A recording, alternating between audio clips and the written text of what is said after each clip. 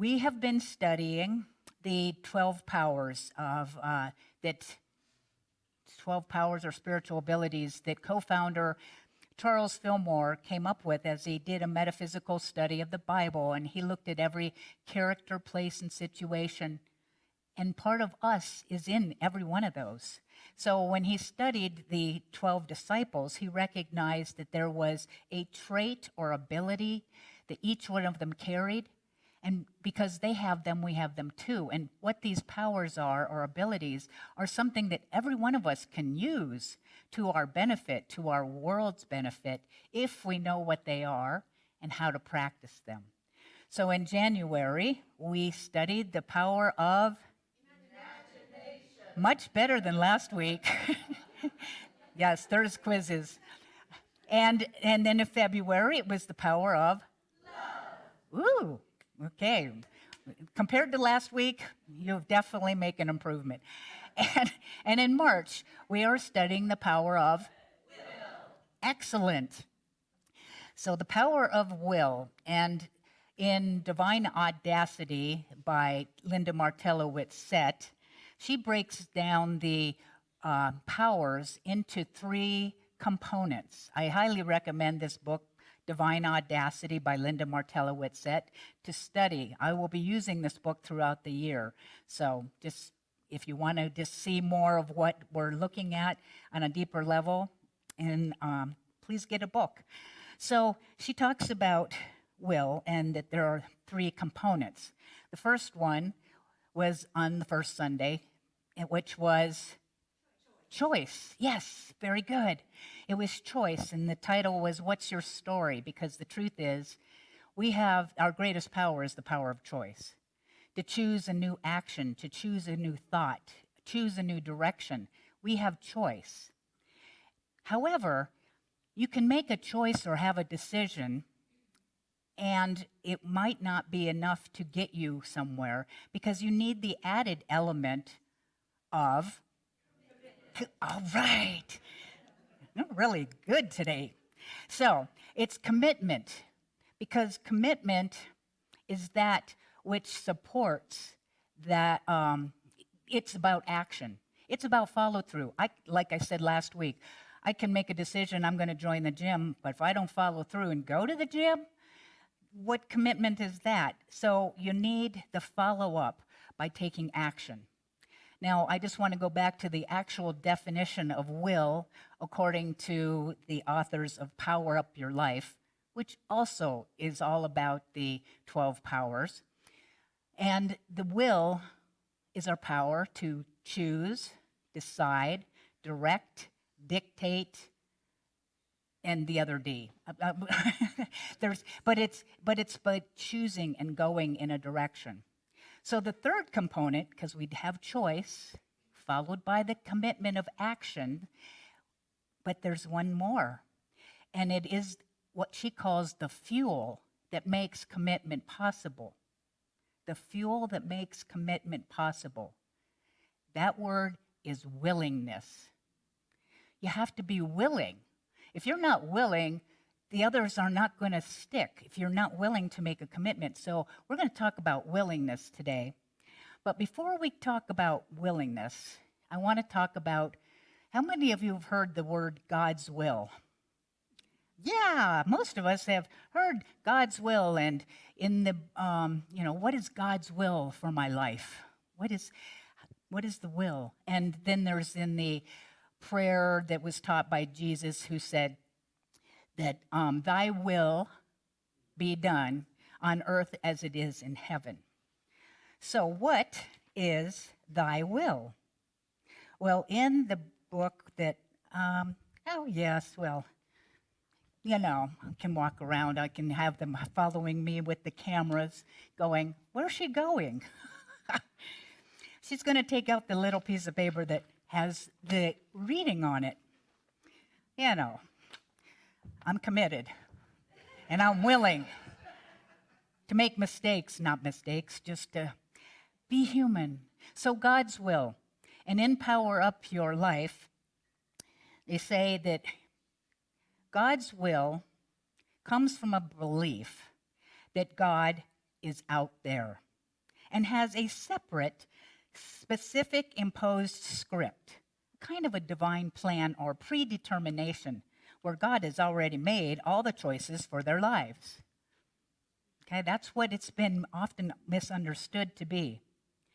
From this perspective, their power of will would be based on predetermined choices, and the choices wouldn't even be choices at all. We believe this whole idea stems from the religious practices in which people were raised. This kind of interpretation of God's will implies a separation, a sense of an anthropomorphic God out there micromanaging our lives. In actuality, the will of God is nonspecific for any of our lives and circumstances. The divine plan is for each of us to make the very best choices to express the amount of goodness, godness, and from our present state of awareness. And we do this by using will as its highest level. So that's one explanation. And what I believe is that there is no God's will and my will, because we teach in unity that we're all one. We're divine beings. So what is God's will? And in the Bible, there's also the statement that Jesus in the Garden of Gethsemane was recorded as, they said that he said was, "Not my will, but thine be done." Well, that statement sounds like there's a separation. And how is choice even available? Well, the truth is, Jesus had a choice, okay? And in this book, Divine Audacity, she speaks of this because the word will in this verse has been translated from the Greek word thelema, which means a predetermination, either by choice or inclination. A choice can either be a purpose or a decree. She goes on to say that heaven is actually representing our inner state of being. And Jesus, who was our great teacher, understood. Jesus knew pretty much that there might be a sure death awaiting him to enter into Jerusalem. I'm not going to tell you today what that death actually means. You get to come back in a couple weeks, or next week and the following week, because it's all a metaphysical interpretation. So, back to Jesus. He could have said, "No, I'm not into this, and I'm out of here," And when he said those words, "Not my will, but thine be done," as he was talking to Spirit, and he wasn't talking to God outside of himself. He was doing self-talk. He was talking to the God self, the divine within, the Father within, whatever term you want to give it. He was having a conversation in his head between his ego self and his higher power, his higher self. And in that conversation, he was meditating and reflecting on what his purpose was. And his purpose was to go forth into Jerusalem, which means inner peace, and something has to die in order for that inner peace to be reached. And again, I will tell you more about that in the upcoming 2 weeks. So he realized he had a higher purpose, and he chose from his higher self to go forth so that he could become the great teacher that he came here to be, to teach us that life is everlasting. It goes beyond our limitation of what life can be, because we all live in a limited, fear-based world. And he needed to go through this process, but he had choice. And he had the conversation with his higher self inside in order to make that decision. So it's not God as a separate will. No, it's my higher self is calling me into something that might be very challenging, but I know why I'm here, and I'm going forth. The women in I Am Willing, they stood up for things. You have to stand up and be willing to face some of the fears and things that are in the world, and usually it's in our own minds, in order to be triumphant. So that's talking about God's will, and I hope that helps you have a greater understanding of those phrases. Does that help? Oh, good. They'll be like, no. I'm like, oh, no. So we're going back to willingness. The willingness part. Here we go. So there's two sides of willingness. How many of you have heard of willpower? You know, I got the willpower. Well, willpower is also willfulness. Willfulness and willpower versus willingness and the power of will. They're separate, but two sides of the will coin. So willfulness or willpower equates to the mental determination to achieve a goal or accomplish a project. I know what I want and I know how to get there. Willfulness actually blocks the divine flow of fresh new ideas because we know it. We know what we need to know, and we're not open. Charles Fillmore says, stubborn, willful, resistant states of mind congest the life flow. Willingness, on the other hand, is realizing that you are connected to the universe that is here to support you and to guide you into its greatest expression of itself as you. Yes, it is seeking, the universe is always seeking a greater, freer, fuller, more expanded expression of itself as you, and it is here to support us in that realization. Willingness is about trust. Trust. Trusting and believing that the universe is here for us. And the willingness means we're open. I am open and I am willing, right? As Holly Near said, we're open and willing to entertain new ideas and new ways of even greater good. Willfulness, on the other hand, is fear-based. It's needing to control. It's non-trusting. So being fear-based, right, or worried, I want to control this, so I'm going to make it happen. But you let go of control when you're willing, and then you get to be comfortable with the uncomfortability of not knowing because we want to know things. We feel more secure in knowing. But that's where the trust comes in.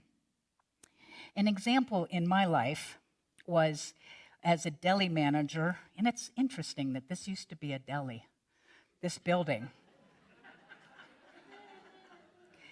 And I actually, as a deli manager, is when I discovered what God was and gave myself to God at age 19, out on my break. Anyway, that's another story.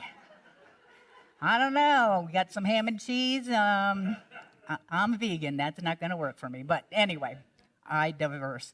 So back to the deli manager. So as a deli manager at 18 years old, we made party trays, right? You made all the pieces of, you had the relish trays or you had the meat and cheese, and presentation is everything. When you're putting together a deli tray, right? It has to look phenomenal, looks good, and perfection is the way of it. So as the deli manager, I would give instructions. I would show them exactly how to put these deli trays together. So it's perfect. That was my willfulness. Do it my way. My dad was that way. Do it my way, which is the right way, or the highway, right? Some of you might relate to that. And yet, when I discovered and gave myself over to divine love, which was my concept of what God was, I changed. They'd say, well, how do you want this tray done? And I'd be like, how you do it. It'll be perfect however you do it. They were a little startled because I was definitely different. I had let go of my need to control, and I became willing to allow others the possibility that they could be excellent too. That was a big switch for me, is not to be the dictator and has to be my way. That's willfulness. No, you can do it. And I do that actually here at Unity. I'm pretty much whatever you want to do, please do it because it's empowering. But that's the difference that I know between the two. And willfulness only gets us as far as we can see. Willingness actually helps us go beyond the goals and experience more of what is possible because we're open to new ideas. Again, remember, willful is when we get to feel in control. And when we become willing, we give up control. No, nobody likes to do that controlling thing, right? You're all good. You're all trusting the universe 100% of the time. Willfulness is limited. Willingness is unlimited. And I have an acronym for trust that when I had a trust as my word for the year in the White Stone ceremony, one day I thought, I wonder what the acronym for trust is. I'm going to figure out what the TRUST is. Well, the very second that I had the question in my mind, I don't even think I took a breath because what was in consciousness was to rely upon Spirit totally. What? To rely upon Spirit totally. That's trust. And I was like, I didn't even get to think about it. And Spirit goes, no, that was an upload. See, I don't say download because Spirit is in me. It's upload. Trust, to rely upon Spirit totally. I don't have to control. I don't need to always know. I trust the universe is here for us. And I do have a minister friend who she lived with the assumption that the universe was absolutely crazy about her. Absolute. And if you ever call my phone, you will hear that. Helen Street Durbin lived in Hawaii. I listened to this sermon on a cassette tape, and I was like, oh, I want to have that. So I live with the assumption that the universe is what? Absolutely crazy about me. And it's crazy about you too. And you can live with that assumption too. And what happens is if you live with that assumption, trusting that the universe is here for you, you will see evidence of it. And you can say the opposite. The universe is out to get me. You'll see evidence of that. You get to put the frame out there. So, you got willfulness and willingness. Which one are you going to choose? And you might be thinking about this week. So I have one last part about will. And that is our will is what we use to focus. Anybody like to have more focus versus scattered thinking? Okay, a few of you. Our power of will is our innate ability to focus and direct our attention, intention, and energy towards a desired object. We do this.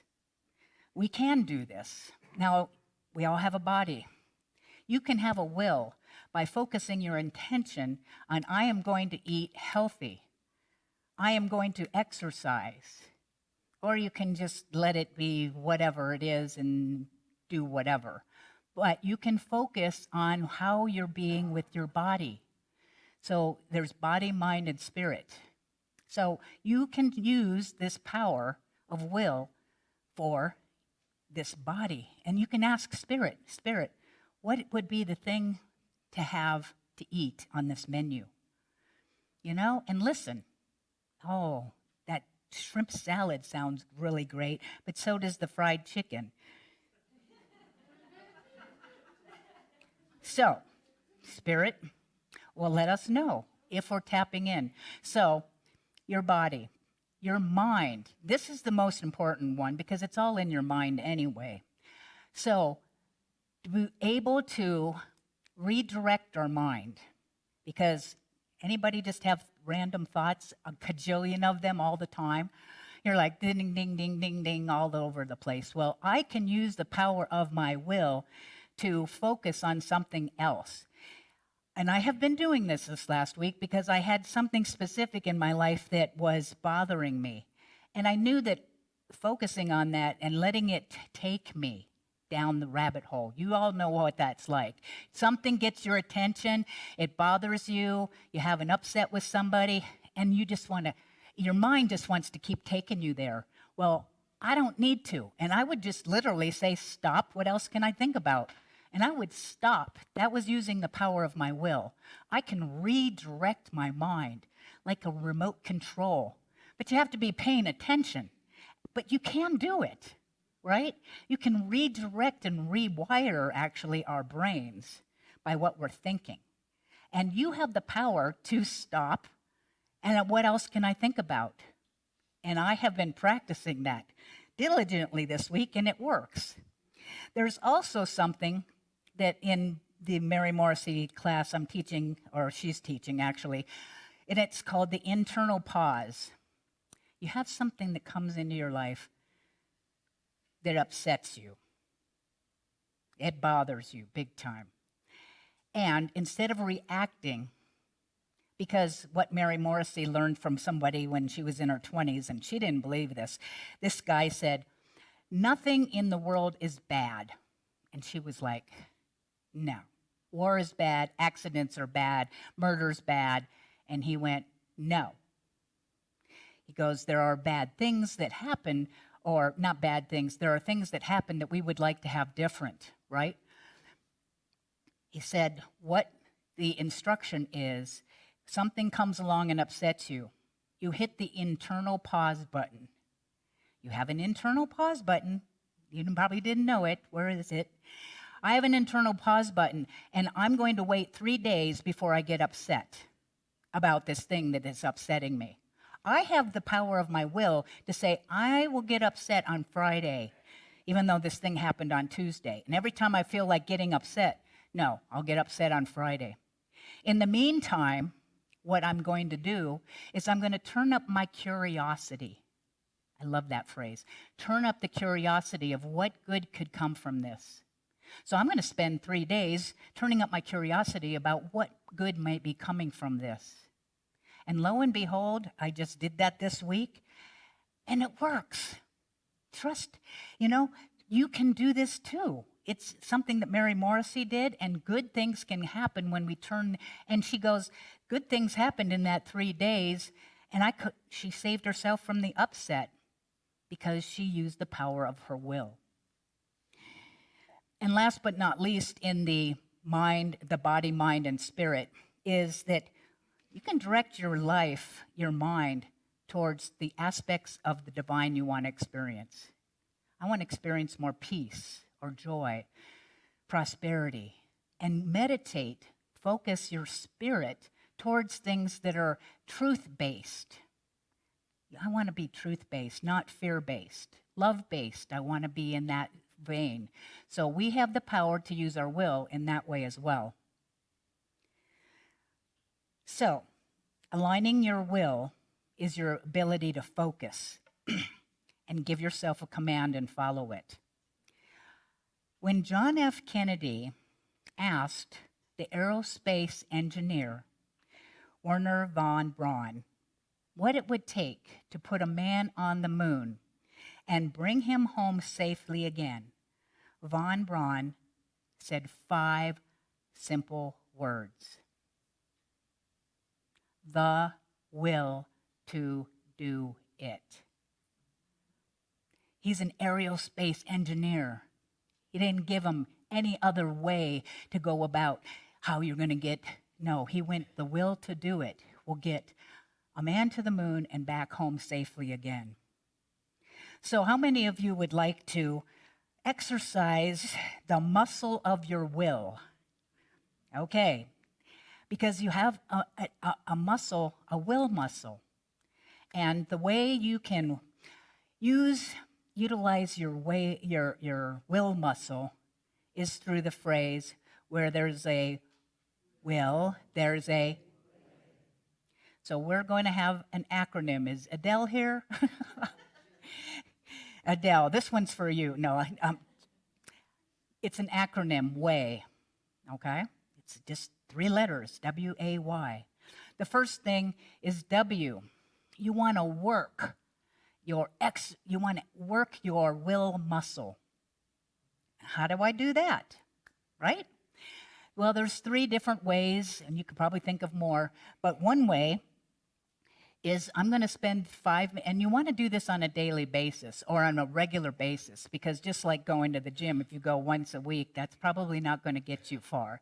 But if you practice this, I've been practicing using my will this week, and I'm pretty much into using this power for my good. So one of the exercises, you can say 5 minutes. I am going to light a candle, and I'm going to stare at that candle for 5 minutes. And you will see in that 5 minutes, it's a form of meditation is what it is. Your mind is going to wander. Is the 5 minutes up yet? I should walk the dog. I'm hungry. What am I having? Your mind is going to wander. That's just what our minds do. But my deal is I want to exercise it and bring it back to the candle. You can do it with a dot on the wall. One thing you're focusing on. Bring it back, bring it back, bring it back. You can do the same thing with a mantra. For the next 5 minutes, I'm going to say, God is here, I am here. God is here, I am here. Love is here. And just make one thing be your thing. And if you can do that without having a mind go somewhere, awesome. That is awesome. Make it longer next time. So that's 2 ways. And you can also use the breath. I'm breathing in. I'm breathing out. I'm breathing in. I'm breathing out. 5 minutes worth. You can do it for a couple of breaths, but again, it's just the noticing when your mind drifts and bringing it back. So that's the W. Work your will muscle. A. A stands for access spirit. And accessing spirit means to go into the silence. And when you're in the silence, you want to listen. In that silence, I'm going to give you some more A's to go with it. In that silence, you can ask a question, allow, and accept. So I'm accessing spirit by getting silent, but I might want to pose a question and ask a question and allow and move into the accepting what comes. Now, in her book on the power of will, because I wasn't understanding what allow really meant. And she says, allowing is the state of remaining flexible and alert to inner wisdom. Allowing is a state of agreement. Allow life to unfold, acquiesce to the truth, and cooperate with the impulse of your divine identity. Be centered, unruffled as time passes, and light shines on your path ahead. This is the way of will. So I'm accessing spirit, I'm asking, allowing, and accepting what comes. Now you got your W and you got your A. Y. Y means to yield. Yield to the divine within. Yield to the divine ideas that are coming, and not to the world of appearances. Being open to those new ideas. Be good with not knowing. Yield to not knowing or needing to be in control. Yield means trust. We talked about that. To rely upon spirit totally. You want to trust the divine within you. It's not outside of us. Trust the divine as you. Trust when you hear the words, I trust in you. If you ever say, I trust in you, spirit, it's not out here. I trust in my God self. I trust in my higher power. I trust in that power that is breathing me. I trust in you. I trust in the divine that breathes me and is me. And so it is.